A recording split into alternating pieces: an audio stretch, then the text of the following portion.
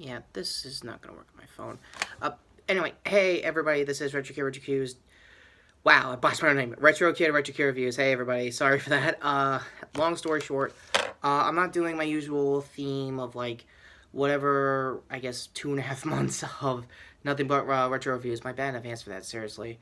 And as much as I would love to still do Toku news for the new block of episodes that are coming out for 01 and their final boss that I think there was leaks to. I'll leave that in the description down below to appease you guys.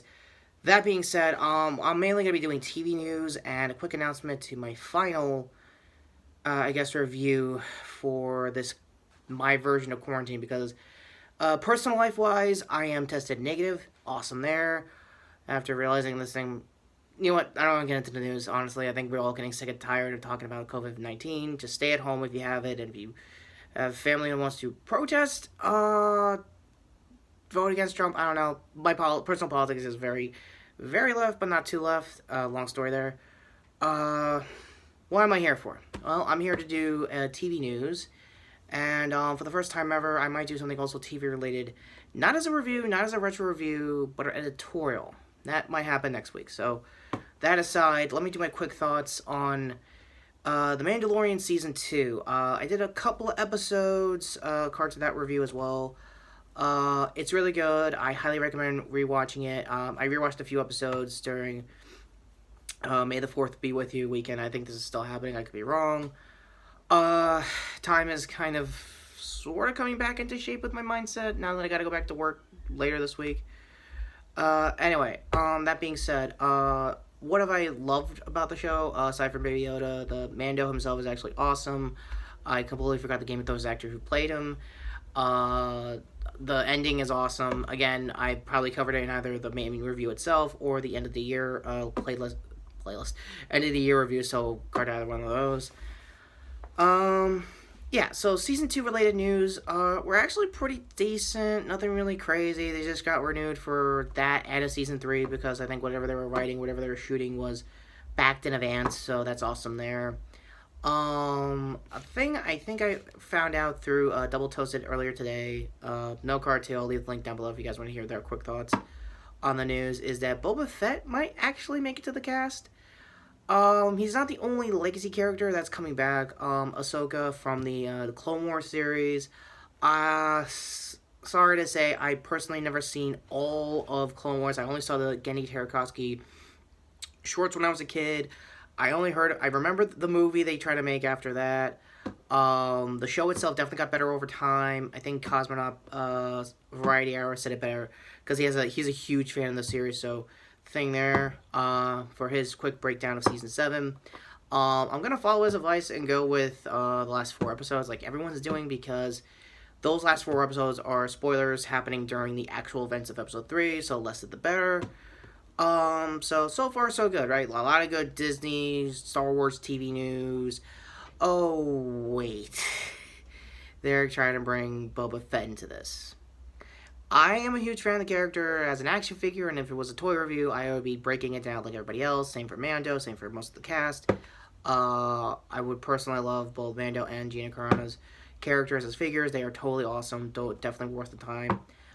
If you're getting it from Star Wars Black Series, toy reviewer mode aside, it's a fork in the road kind of decision. Keep in mind this character has been talked to death about both in and behind the scenes of any branch of errors of Star Wars to see if he can even do the unthinkable for anyone who's writing him now for Mandalorian. Get him out of the Sarlacc pit. For those who never saw Return of the Jedi, he got comically thrown down there and has been stuck there since '83, filming wise. Also because of Solo, I might have done a review with, so thing there. He and a lot of like supplementary characters were gonna have their own standalone stories if Solo did okay. As you could tell, it didn't, so here we are. So, my only quick thoughts is that maybe he gets only 1 or 2 episodes with Mando.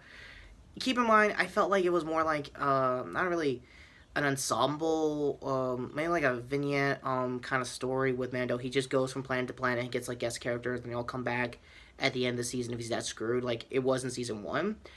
I don't want to see that happening throughout the series, but if it's gonna be like that, it's gonna get predictable, and I don't want to see that for original characters like these to be predictable at this point.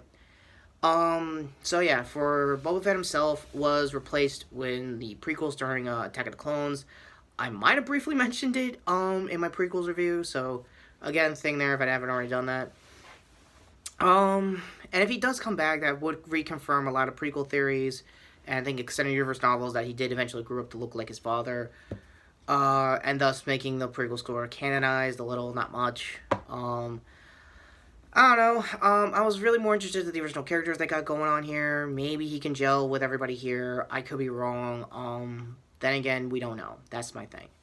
One last bit of Star Wars TV related news I want to leave is that well, it's really more on the movies because there's a good reason why I haven't really done an episode 9 review in months. My original plan was to make it an April Fool's joke where I do the Ben Solo shrug where he just goes at him and his Knights of Ren boys and go, yeah, sorry. And that's basically how I've been, and that shrug is basically how I felt throughout the last now 5.5 years of the sequels trilogy, or as I'm like everyone's gonna never call it, the Disney era. If you're a Power Rangers fan, you know what I'm talking about. The main reason I haven't really talked much about it after the fact is one, by the time I finally got around to reviewing it, everyone has pretty much said what they wanted to say about it, myself included, just with friends and stuff, and that's about it. Um, After that, it's pretty much what everyone thought it was gonna be. I think Unbridled Rage, Mylar himself, I think him and his Discord guys from his British side of YouTube reviewers had I think a bingo hall of how they're gonna stick that landing. I think the only person I know internationally that actually likes it is Jack Buchanan of Big Jack Films. Carter, I think link down below if I'm getting too many links at this point to his vlog. Keep in mind that was him coming right after the theater. I had the same kind of feeling too, and I do kind of still felt that when I finally got on Disney Plus last week, but it's not enough. And if I did do a traditional camera review, because I am a huge sort of casual fan of Oscar Isaac, I would have done everything in my power to find a way to get the Ex Machina dance as my my post cred for the review. If you don't know what I'm talking about, Ex Machina is a really good movie. Both him and General Hux, guy who plays him, were both from that movie. And card to that, again, if I have any cards left, that being said, final thoughts, the Mando news is not bad. It could be worse. Maybe, we don't know. Again, we don't know who's being Boba. If it is the guy from the prequels, then it's going to be the first time ever, I think, ironically speaking, other than Darth Maul, other than Ray Park, a prequels actor can actually make their character redeemed, I guess. I could be wrong if they write it right. Because, yeah, ultimately, you gotta do right. The writing has to be to their favor. Because, again, like Last Jedi and Rise of Skywalker, the writers not to their favor. Also, I'm aware of the Child and Traveler cut where Rey almost fought Palpatine with dual-bladed lightsabers, probably confirming he was a huge prequels fan, too. And why Kathleen Kennedy and her and Daisy Ridley herself had a bit of a friction between one of the scenes. Yeah, again, like I said, if I had any cards left, one of those videos explains that, so I'll leave that to yourself. Personally, when you have the figurehead of the franchise that you need female audiences to get behind, tell you that this is a really cool scene, and you say no, that's not good. That's again, I'm not bringing gender politics into this, or if anything, executive producing politics when it comes to Kathleen Kennedy. I think The Drinker had another video of her explaining her proposed all-female Star Wars TV show from one of the executive producers who did Russia Doll, that was on Netflix. My mom liked it, long story there. Mainly because Harvey Weinstein. That's your explanation. Sorry, I'm just gonna cut it off there. Look it up herself. Look up the new producer herself, not Kathy, the person she hired.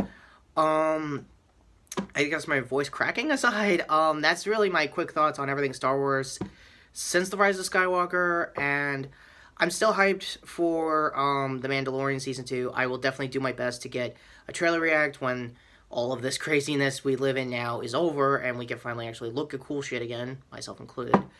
Yeah, so with that all said, end card's finally coming up to this quick TV news breakdown, I guess, vlog, long story.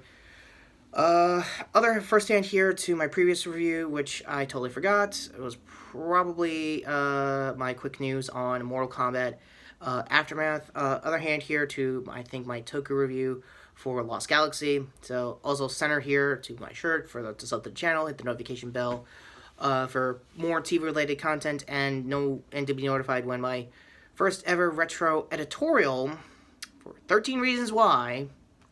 Yeah, I kind of got that bored during quarantine. Don't judge. Yeah, I'm gonna try to do a quick, I guess, editorial and just my overall thoughts of the entire series leading up to season 4, whenever hell that comes out later this year, and why it's pretty much nothing like Degrassi, what I grew up in. I might have mentioned it a lot in my end of the year list, so that might be there as well. So, that said, take care, subscribe, and like Think Quilty said, I have spoken.